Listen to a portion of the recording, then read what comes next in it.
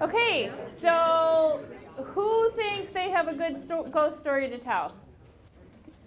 Someone have one? You guys were just talking. We're talking about ghost stories or what you're doing later. Anybody? Anybody? I know there's a ghost story too. I know you guys got to have one over here, right? Yes, go ahead. My wife and I were at Morgan House in Brockport last Christmas, and my wife took a picture of me standing next to this beautiful fireplace. And then when I went back later and I was looking at the pictures, I saw something in the mirror above. And when I zoomed in on it, I saw it. It's a picture of a face. And after I said, I wonder what that could be, and I searched the internet for the people that own the house, and it exactly looked like the guy that owned the house. Wow, that's a good one. I like it. Did you get a creepy feeling too when you saw it, or were you like, huh? A little bit. And then I went back later to see if maybe it was a painting that was shining in it, but there's nothing in that room that looked anything like that. I'm impressed you went back. I would have been like, that's good. I have an amateur ghost hunter too, so that's Ah. kind of why we took the pictures. Feel free. What's your name? Lance? Lance. Feel free to jump in, okay? Because you probably know stuff that I don't know. I assume you would. Yes. Can you use the mic? I am. Is that better? Yeah. Is that better? Is that too loud? I can be really loud. Do you need me to be louder? That's good. Is that good? Okay. All right. Anybody else? Yes. My mom has a house in Churchville, and she lived there a long time, and she died in the living room. And my sister lives in an apartment upstairs, and she's had 3 tenants in there, and they've all seen a ghost kind of loiter around 2, 3 o'clock in the morning in the living room, bedroom area. And she never told anybody, but they've all come to her and said, "Is there something strange about this house?" Uh-huh. And they're like, what do you mean? Do you think a no loitering sign would work? Maybe? No. So they think it's your mother? Cool. Anyone else? On this side of the room? Oh, yes. I got another story. Please. Denver has its ghost stories. We went to Estes Park, and in Estes Park is that hotel where The Shining. Yeah, Story yeah. and the Here's Johnny. We traveled there, and we went to particularly do a ghost tour. Uh-huh. So we went on the ghost tour, and we were upstairs, and she was pointing out to us the room that was down the hall, where you see Rudrum written on the door. Yeah. Or with that. Well, I was in the back of the group, near these two rooms, and she was telling her talk about Steven Spielberg and everything. And I heard this knocking at this door behind me, and I think, well, somebody's in the room. So she says, well, I'm going to show you what the rooms look like. Those 2 rooms were empty that she showed us. Oh, So, wow. Well, my daughter, there's something was in that room. My daughter had a conference, one of a work-related conference at the hotel, and the people stayed there overnight. And my daughter, being as daring as she is, she decided she's going to stay in one of the haunted rooms. So you could, if you go there, request a haunted room. Yeah. So the night before, she had a little bit, 2 or 3 glasses of wine. She was feeling pretty good, but she went right to sleep. Well, what happened to her during the night, she heard a noise. She got up, she looked, the bathroom door was open, which she remembered she closed, and her drawers in the bureau were open. Ooh. So she thought, having a couple glasses, the ghosts are here, and she thought, she said something, and she went back to sleep. The next morning when she woke up, the bathroom door was open again, and the drawers were open. And she's like, can't you And her shut doors the were drawer? locked. Her doors Yeah. were locked. Say that last part, I'm sorry. Her doors were locked to her room. All right, did anybody get chills from that story? Anybody else have a really good one? I said 3, but if anyone else has one that they're like, oh, I really want to tell this story. Yes. I was in Colorado, actually, and we were out in the park area, Uh-huh. and there was lightning, and my daughter is afraid of lightning. As we went back to her house, all night long, the thing up in the ceiling, the light kept flickering all night long. And then the next morning, my daughter came home from work at 10 o'clock in the morning. I thought either she got fired or something happened to her car. She got a call. She didn't have a phone then. At her house. She got a call that my mother had died. Oh. So I know that was her. And the light had stopped flickering by morning? Pardon? Was that had happened? The light stopped flickering by morning? Yeah, well, we had to come back early. Okay. Colorado. So no Colorado, no daughters, right? I like to stay away from ghosts. Thank you for sharing.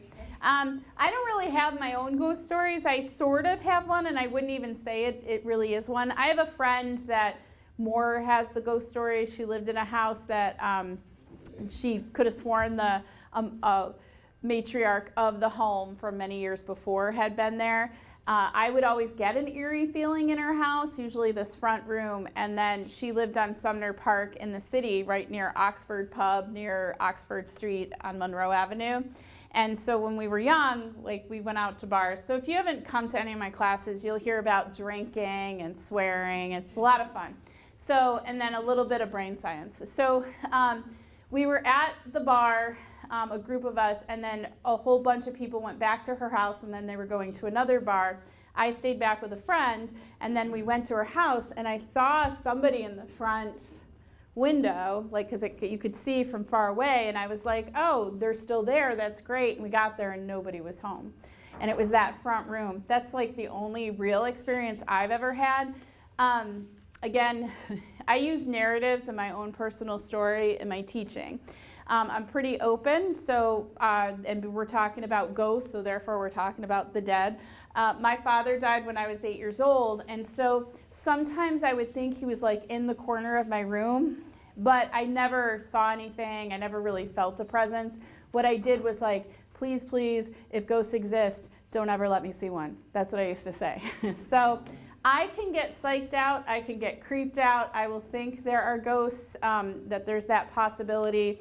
So then I tuck into bed at night, I put up my protective blanket, and then I can fall asleep. Because, you know, that thin piece of fabric saves us all. Whether it's a sheet or a blanket, that works, right? So, so we're here today, or I'm here today, to talk to you about what I think are the reasons that we actually perceive and see ghosts or have that feeling. And there's this neuroscience and a cognitive science basis for that. Neuroscience is a sub-discipline of cognitive science, and so I'm going to share some of those things with you today. If you didn't want to share a ghost story because you're afraid of people thinking you're a little crazy or cray-cray, like the kids like to say, and you hear some of this, maybe it'll help you answer some questions. There really isn't a solid reason, and I'm not the only one to have these ideas. There are other people who have done research to say, why do we have these feelings that there's this other presence, that we see these other things, like what is going on? Okay? So I hope that's what you were planning on being here today. I do feel a little bit not tethered, but I'm not used to microphones, so I'm sort of like stiff. I feel like I'm a Disney animatron talking to all of you. So what are the systems involved? So we're going to talk about some stuff with the visual system, the auditory, which is the hearing, peripheral nervous system, primarily or specifically the sympathetic nervous system, and then a little bit what the brain's doing, because that makes sense. And then, of course, our haunted system, which is the stuff from out here. All right, let me see. Okay, so I am going to try, anytime I try to do a big group thing with a video, it rarely ever goes well, so, and we usually want to blame. So I want to give you a little crash course on vision. This is a great video. The guy talks super fast. The part that I want us to focus on is the part about rods and cones, primarily your rods in your eyes. Does everybody know that you have rods and cones in your eyes? Rods and cones are in your retina. Rods help you see black and white. They're not very detailed. We'll talk a little bit about that. Cones help you see color and detail. Okay? And when we think about the stories that some of you told, I saw in a picture, I saw light flickering, I saw. So that's part of what gives us the information that we think something's going on, because you saw something. Let's see. You might have to turn it down for us. Okay. Okay. Be prepared. All right. Let me know. Oh. At Full Sail, our technology programs are designed with a different approach to learning. We Is let that students good? get hands-on and start creating. They're learning to code, and they're developing. Allegiance to the Republic of Hank or anything. I mean, if I was going to start my own country, my flag would be way cooler than that. Not that I've thought about that a lot. And now look at this white screen. If you looked at that flag for at least 30 seconds without moving your eyes, you'll see something, even though the screen is blank. An after image of the flag. I didn't know that was going to come up so fast. There you go. Let me let you look at that for a minute. Please work. Right. Okay. Hey, this is the first stage Stare of at the optical screen. illusion. Many illusions use patterns of light or perspective to exploit the disconnect that exists between sensation and perception, between what your eyes see and what your brain understands. But not all illusions work that way. Some produce ghost effects or after images that take advantage of glitches in the physiology of human vision, like this flag. I'm not trying to make a political statement here, and I'm not going to ask you to swear allegiance to the Republic of Hank or anything. I mean, if I was going to start my own country, my flag would be way cooler than that. Not that I've thought about that a lot. And now look at this white screen. If you looked at that flag for at least 30 seconds without moving your eyes, you'll see something, even though the screen is blank. An after image. Can you guys of the see flag. something? But instead of being turquoise No? and black and yellow, it's red, white, and blue. Okay, so that's pretty cool, but I'm not here just to entertain you. This kind of illusion is actually a great way to explain your very complex sense of vision. And I do mean complex. Nearly 70% of all the sensory receptors in your whole body are in the eyes. Not only that, but in order for you to see, perceive, and recognize something, whether it's a flag or a handsome guy in glasses and a sport coat sitting behind a desk, nearly half of your entire cerebral cortex has to get involved. Vision is considered the dominant sense of humans, and while we can get along without it, and it can be tricked, what you are about to learn is not an illusion.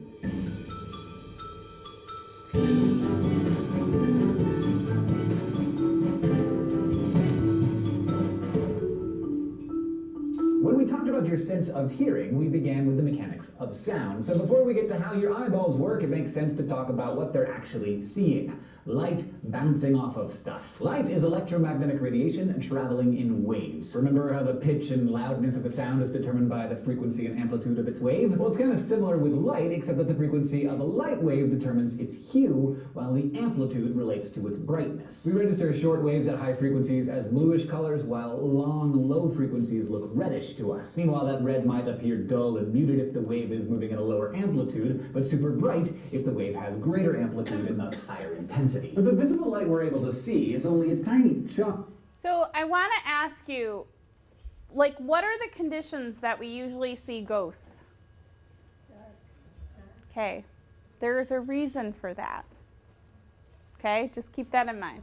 Of the full electromagnetic spectrum, which ranges from short gamma and X-rays all the way to long radio waves. Just as the ear's mechanoreceptors or the tongue's chemoreceptors convert sounds and chemicals into action potentials, so too do your eye's photoreceptors convert light energy into nerve impulses that the brain can understand. To figure out how all this works, let's start with understanding some eye anatomy. Some of the first things you'll notice around your average pair of eyes are all the outer accessories, like the eyebrows that help keep the sweat away if you forgot your headband at racquetball, and the super sensitive eyelashes that trigger reflexive blinking, like if you're on a sandy beach in a windstorm. These features, along with the eyelids and tear-producing lacrimal apparatus, are there to help protect your fragile eyeballs. The eyeball itself is irregularly spherical with an adult diameter of about 2.5 centimeters. It's essentially hollow, full of fluids that help it keep its shape, and you can really only see about the anterior sixth of the whole ball. The rest of it is tucked into a pocket of protective fat, tethered down by 6 strap-like extrinsic eye muscles and jammed into the bony orbit of your skull. Well, this gear generally does a fantastic job of keeping your eyeballs inside of your head, which is good. On very rare occasions, perhaps after head trauma,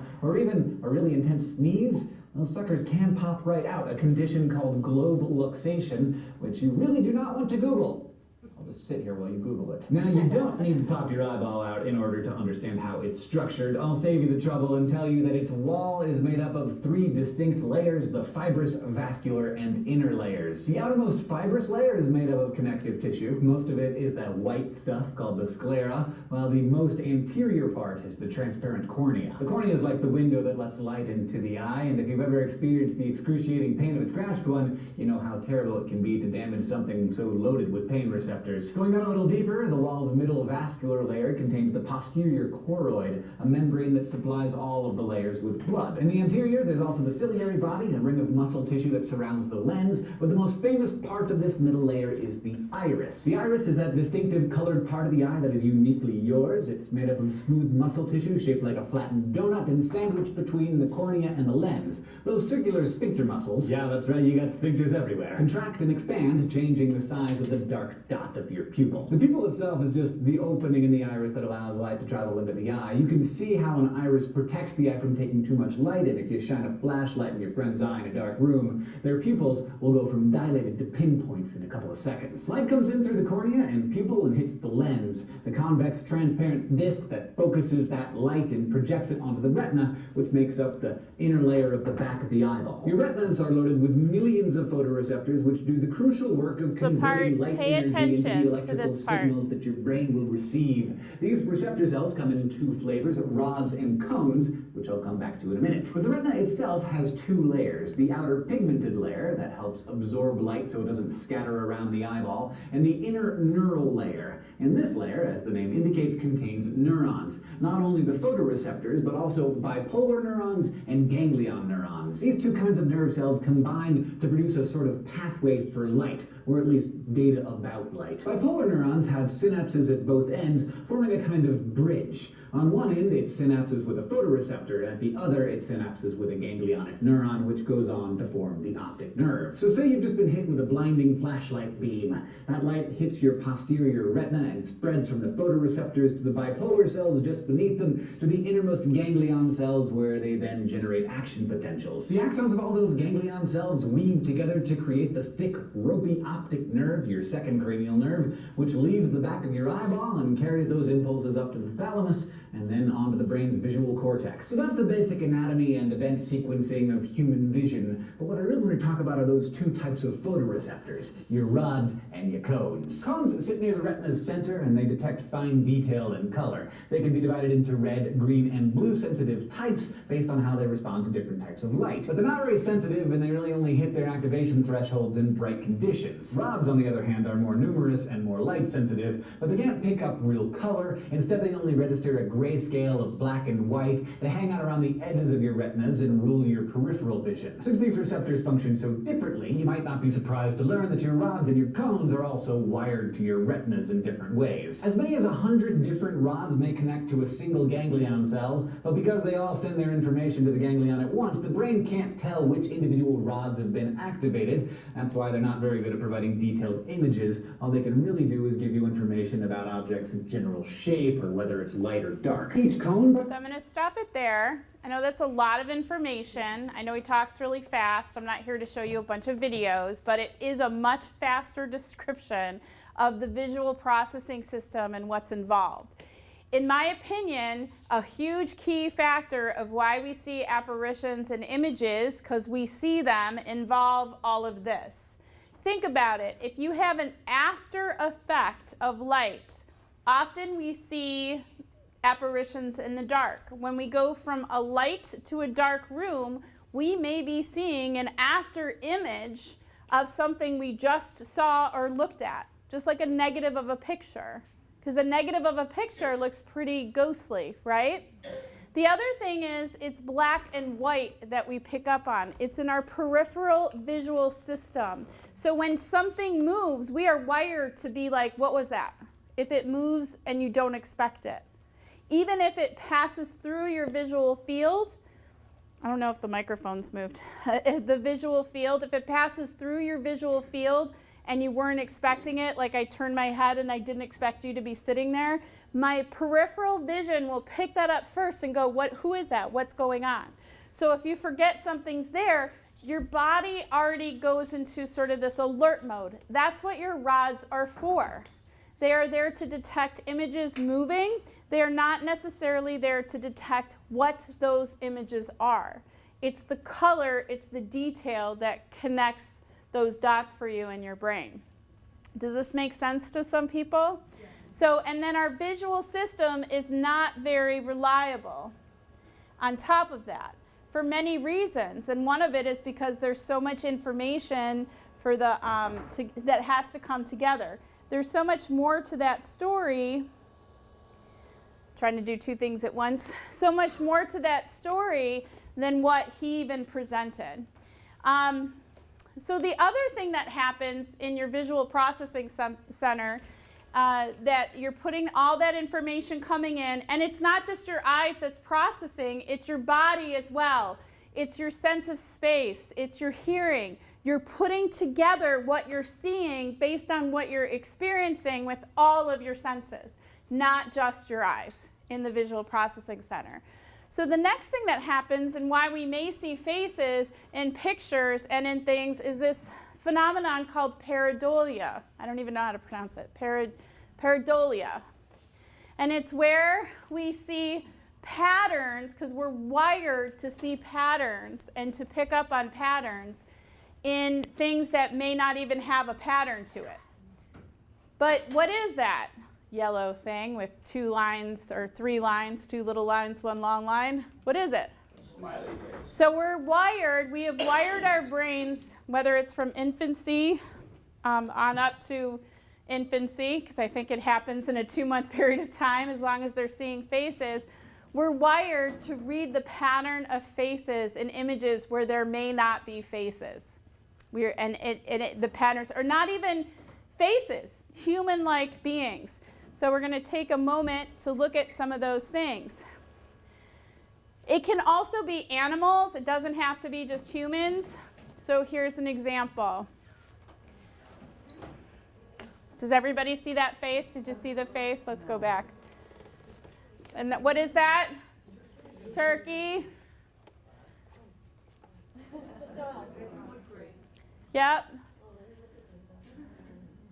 That's supposed to be Cookie Monster. So it doesn't even have to be a human pareidolia. Those are some angry shoes, some Jesuses, or 2 bearded men. Bird poop. That looks like bird. So these are just things, right? But our brain is wired to see it. Do you see Snoopy? And again. So they're everywhere. And I actually knew somebody who thought she could change pictures to have faces in them where you could see.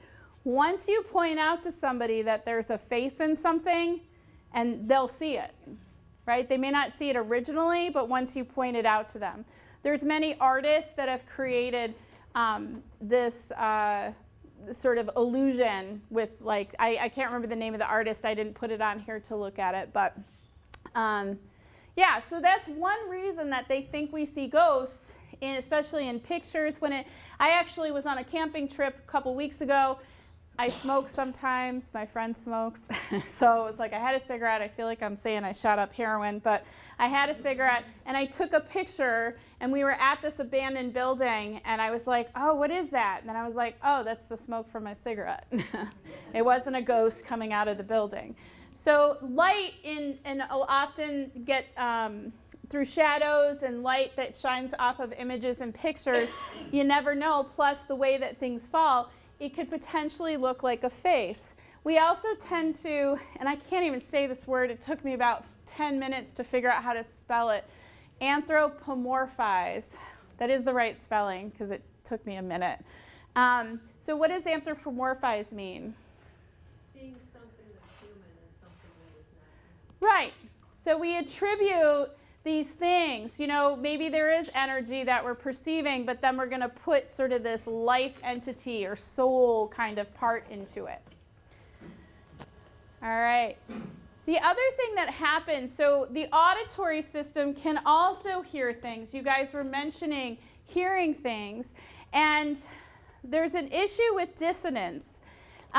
So purposefully, let me escape, there is music and sounds that make us feel scared. Actually, I was going to do that. So let me just, even just this sound, this is just a normal sound. Can we hear it? Our brain is wired to pick up things that maybe that's not quite right, or that we don't normally hear. Yeah.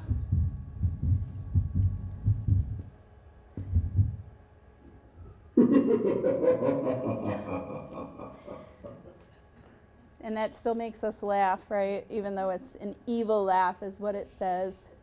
I don't know if this is... How about just that wind sound, like, woo? Well, there's a reason for that, too, that we get like... Oh, what happened? Oh, no. All right, I'm just going to shut it down. So let me just do this one real quick.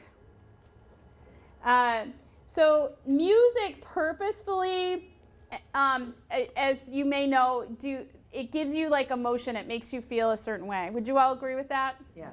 And there are people who, I can't think of the word, not choreographed, designed music, created music. What's the word for creating music? Compose, thank you. Compose music that are specifically to be unpleasant to make the pleasant music sound better. It's an effect, especially in musicals. So, so often, especially on Halloween, they will play scary music, right? The spooky music. Well, our brain is wired when we hear sort of these sounds that we don't typically hear go together, that don't sound good together, and then we have a reaction to it, like a noxious reaction. Played this in my classroom, and they were like, "Oh, what is that music?" So the dissonance has a purpose. Again, the brain is wired for patterns. It's wired because we want to make predictions. When you are listening to something or looking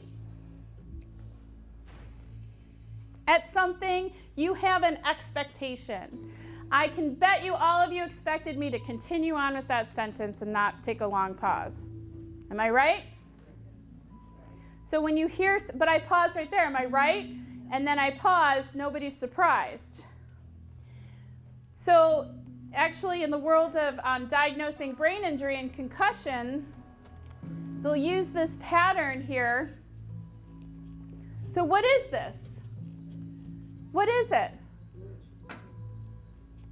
What is it? Is it a circle of dots, or it's just one dot?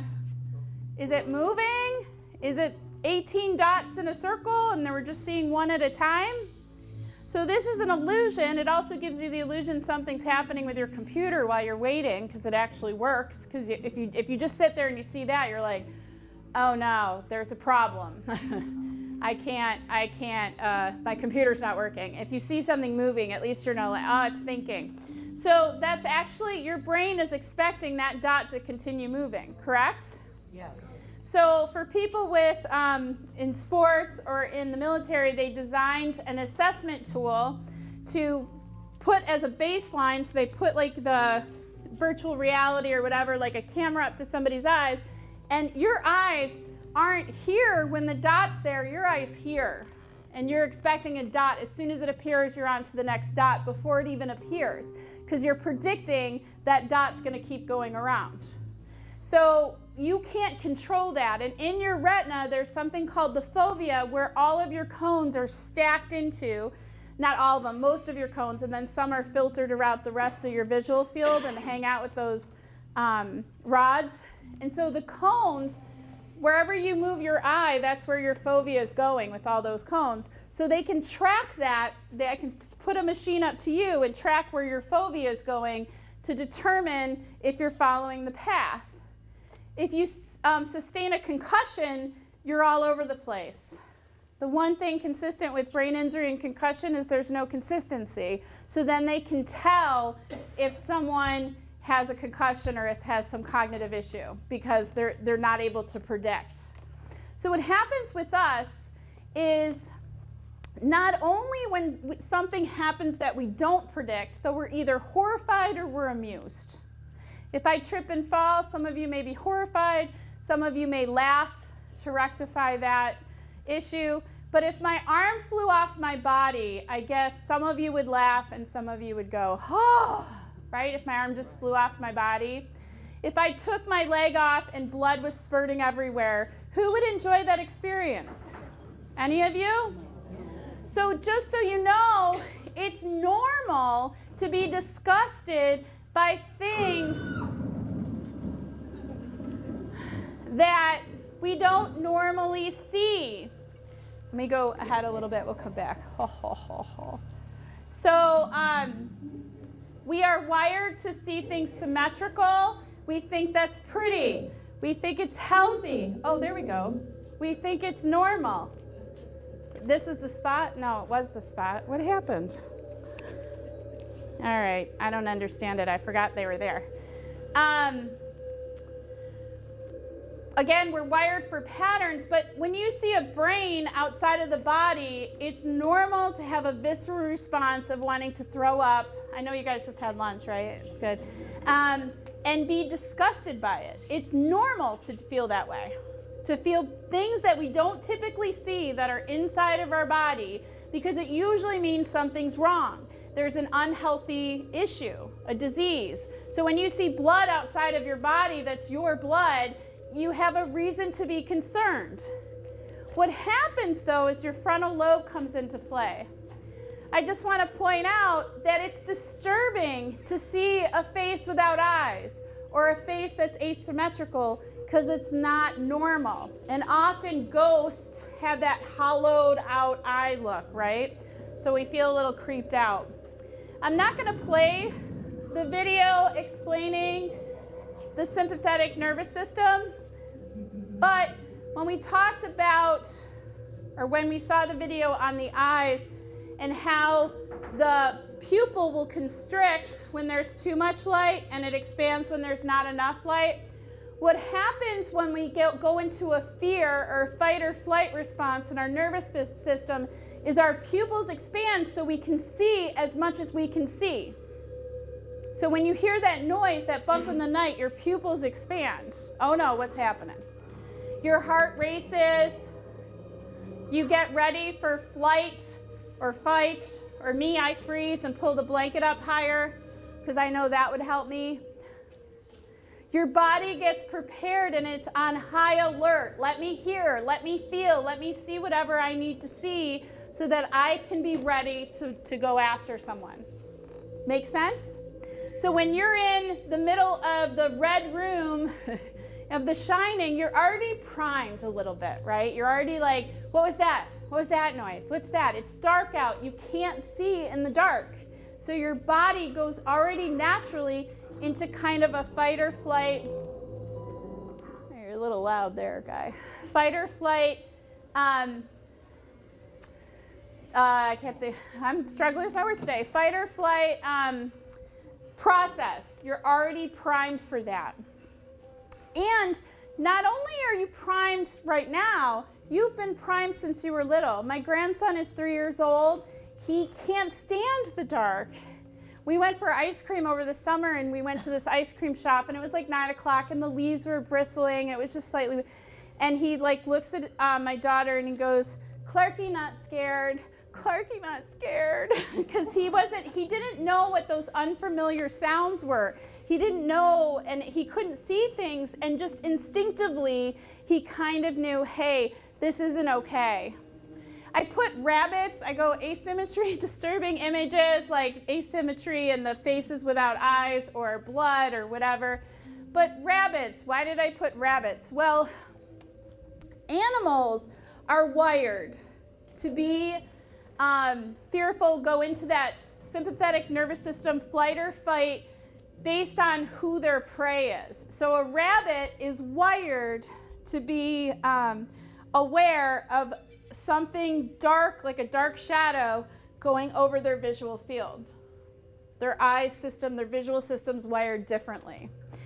It's much more to that story, but when I think about that, I feel like some people I know were once rabbits, because they are afraid of birds and bats. I could care less, it doesn't bother me, but anything flying over their head, they're like, whoa, do you see that? And I'm like, sure. I don't know why you're so afraid. Is anybody in here afraid of birds or bats or anything flying over your head? Stop the music. No. Yes, you are? Thank you for being the brave one in here, Jewel. Are you raising your hand to say something, or you're afraid of birds or bats? So Jewel was a rabbit, the rest of you were hawks. Okay, so the other thing is the witching hour. When's the witching hour, Lance? What time? Now it's like 3 a.m. really. Right, it depends on which website you go to. Really? I saw 12 to 1 in the morning. I'm like, oh, that's brief. I saw 2 to 3. I saw at nighttime, right? It's at night. Well, why is that? Well, because it's dark at night, right? And we're not necessarily nocturnal animals, so we're not comfortable with that. And did you guys know there's a witching hour? I talked at the witching hour on Friday, but that was something different. That was for Penfield Rec. The witching hour is a time during the day, or the evening really, when you are more likely to see ghosts and apparitions, or hear or get something on the machinery, right? On the stuff that you're going to find. Okay, so what else could be going on? So let me just double check my next slide. Anybody familiar with sleep paralysis? Raise your hand if you're familiar, because I can't, there's so many people in here. All right, Beth. All right, Ron. I don't have. I forgot your name, but I really like you. Peggy. Peggy, thank you, Peggy. Beth, go ahead. I've heard of it. I haven't ever experienced it. No one in my family has had it. But apparently, if I understand it correctly, it's where the person wakes up, they're rigid, they appear to be awake. And you can talk to them. Sometimes there's gibberish in response.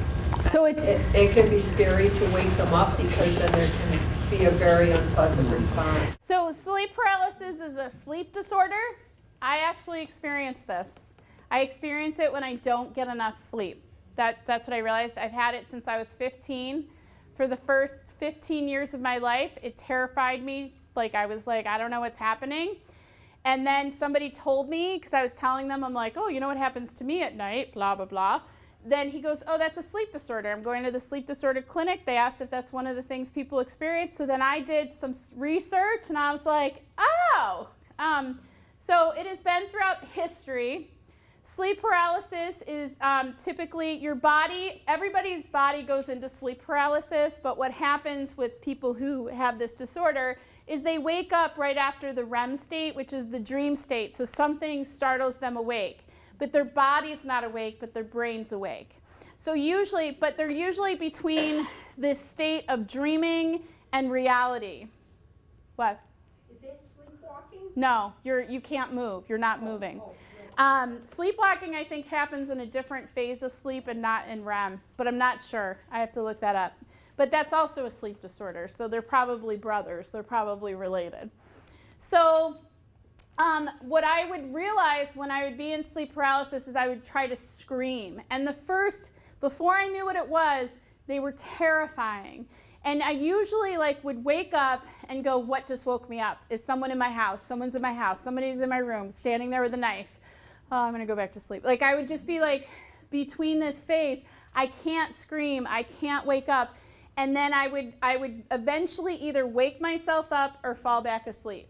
And I would just go, I hope the kids are okay. And then I'd go fall back asleep. Because I really think somebody broke into my house. There was a reason why I woke up. That's what would happen to me. So there's a scientific explanation for it, but what happens from way back, this has gone back to, I think this painting is from the 1400s, and they show a devil or a demon sitting on the person's chest, right? So a lot of people, and I've never really experienced this, but they can't take a breath. So it feels like someone's sitting on their chest. The veil between dreaming and wake is down. There's no difference. There's no separation. So you can think it's monsters. You can think it's witches or an attacker, your cat. You could think it's anything. And the reason that people have reported this demon sitting on their chest, because that's the only explanation they can come up with, is because they're in sleep paralysis, so they can't take as deep of a breath as they can when you're awake. So they're like fighting to breathe as well. And once I found out it was what it was, I sometimes experience it when I'm don't get enough sleep, but then I can kind of go, oh wait, I have sleep paralysis, just go back to sleep. I can talk myself through it. And it's not scary at all. It's just like, oh, okay. Because all of our bodies are paralyzed when we're in a certain state of sleep. And it's just usually because it's not going so well. So a lot of people report ghosts, demons, those sorts of things based on that. The other thing, as I mentioned, was that I'm not the only one to think that there's a neuroscientific explanation. So there was a research study done with people who reported ghosts. And so they realized that the feeling that someone else is in that room, that sense, is rooted in our own perception of our body. And that when that has some kind of an anomaly, and I just discovered this the other day, so there's an article about it. Can you guys still hear me? I know I don't have the microphone on. Can you hear me? Okay, so there's this article, Neuroscience of Ghosts. So, so they talk about how just having the sense, like that something's over here, whether it's robotic or another person moves in a certain way, but you turn and they're not in the space that you thought they were, then you immediately go to, it must be a ghost. And part of it is because we're conditioned for that. If we were conditioned for something different, we wouldn't think that way. So like if you go outside and you see that stick thing out of the ground with all those red greenish things hanging off of it, what is it? A tree, because you were told it was a tree.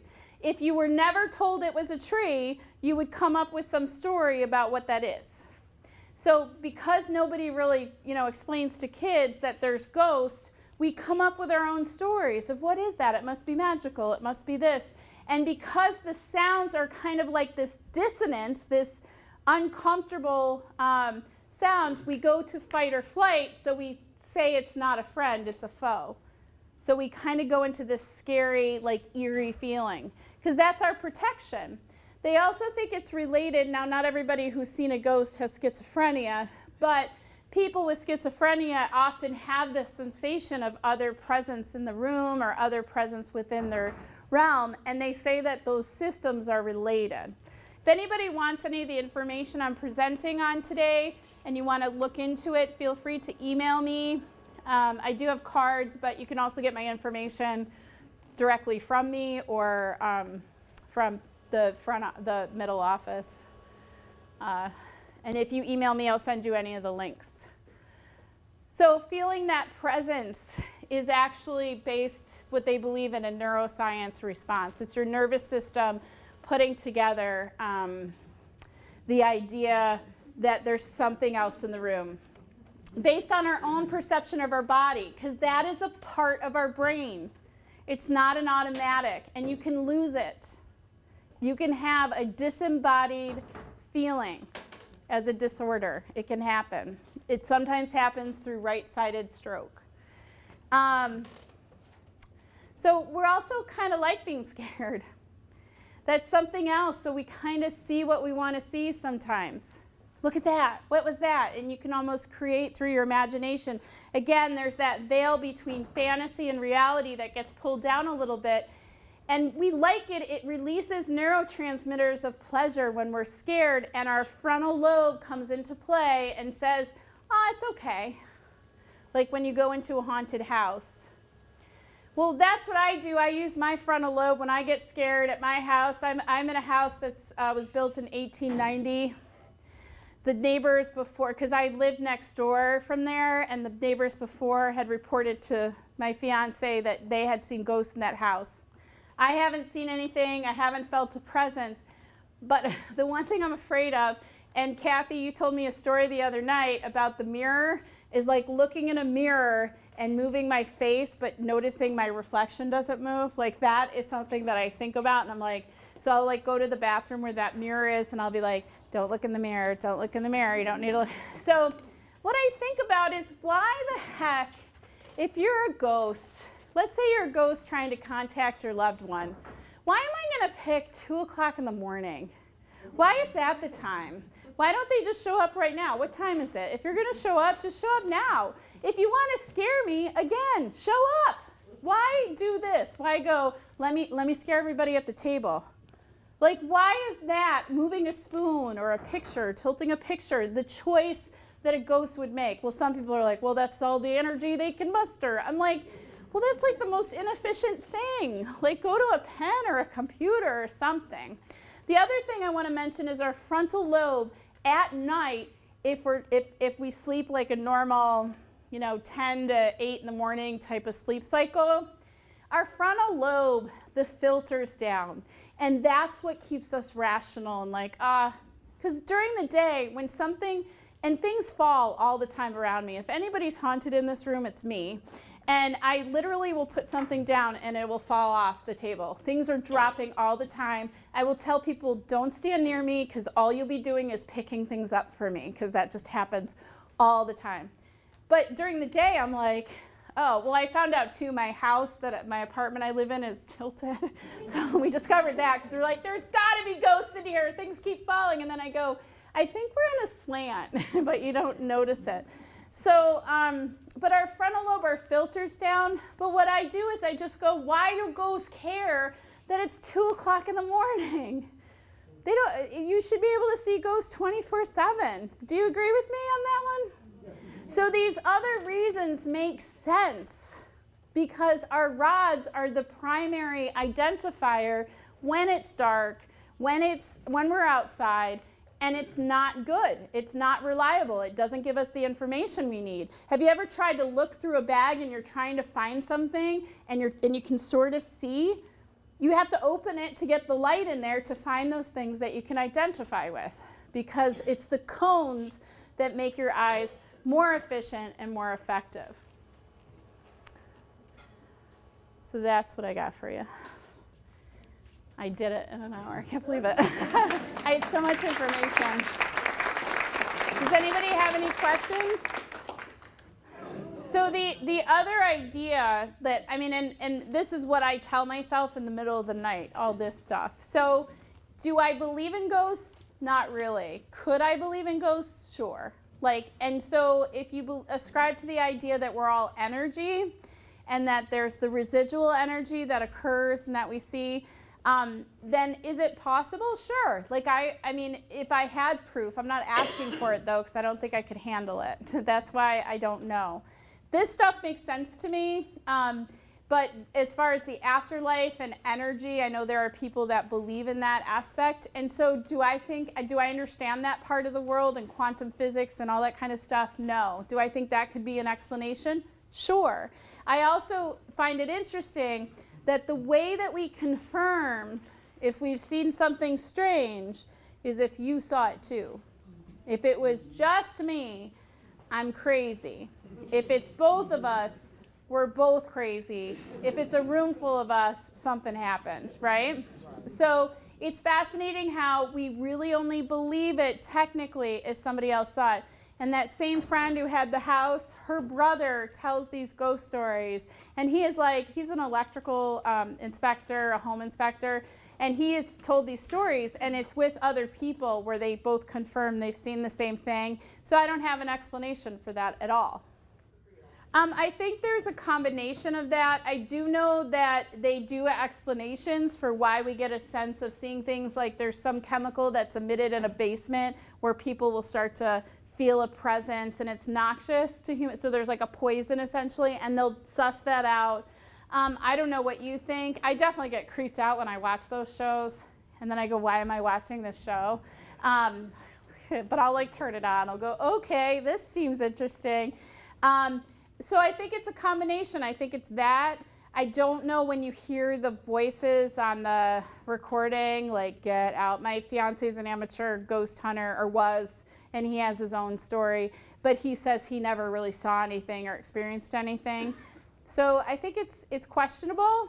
I think part of it may be contrived though. There's a guy, he's from Rochester, he was a plumber, right? And do you know that one? It's the ghost hunter. Yeah, and I think they try to rule out that there's ghosts. Like they don't try to look for them, they're trying to rule out that there are anything. And then usually they'll end going, well, we can't explain these things, so you could have paranormal activity here. That's how they describe it. Well, thank you, everybody. There's another class in here, I was just told. All right, thank you.